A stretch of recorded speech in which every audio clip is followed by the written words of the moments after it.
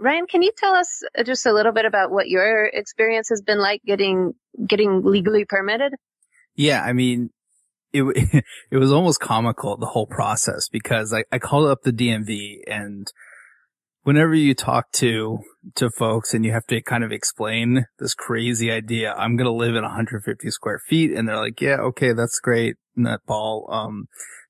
So you eventually get them understanding what the heck a tiny house is.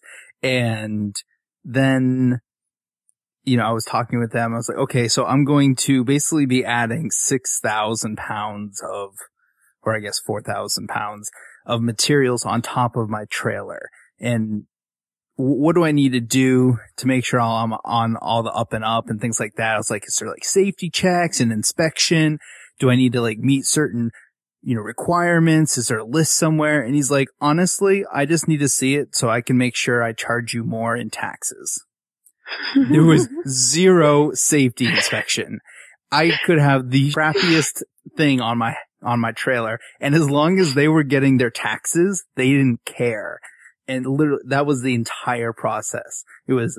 I just need to reassess it for a higher tax value. So, Macy, was that kind of your experience? Yeah, similar.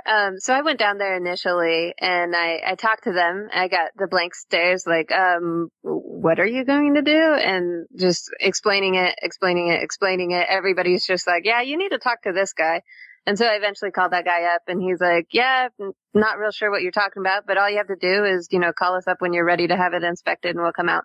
So I was like, all right, I'm done explaining this to people. I'm just going to do it and kind of ask forgiveness for other things, because nobody was quite sure what was going on. So I did it. In 18 months, I fretted about this final inspection process at the end. And then I called the guy back up. He actually remembered me because I had such a weird question, I guess. And he came out. I paid $25. He drove out and he inspected my trailer. And what they look for is they take a measurement. They make sure you fit in the neatly defined box by the DMV per your state. He checked and made sure that I had working brakes. And since I was such a heavy trailer that I had the pull away safety connection in case the trailer got dislodged from the truck, it would stop on its own. It's got brakes on its axles. He made sure all my lights were in good working order. And I didn't have front lights on it. And he's like, yeah, you'll just need to get those on there. Or, if you're just moving it once, you could probably get away with it. It's like, so I didn't have a required thing. And he's like, it's probably okay. And since I was only moving once, I ended up just chancing it and made it downtown just fine. But I do suggest if you're going any real distance, make sure you're legally up to snuff.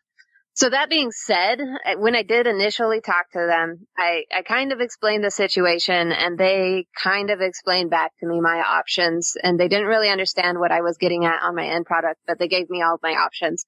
And so what was explained to me was in the state of Idaho, I have the option to register it as an RV. The benefit of that is it's easy. You pull it around anywhere you want. It's just a legally permitted vehicle. The con to that is that there is a limited amount of time you can fully live in an RV. I think in the state of Idaho, you have 30 days at a time in one location.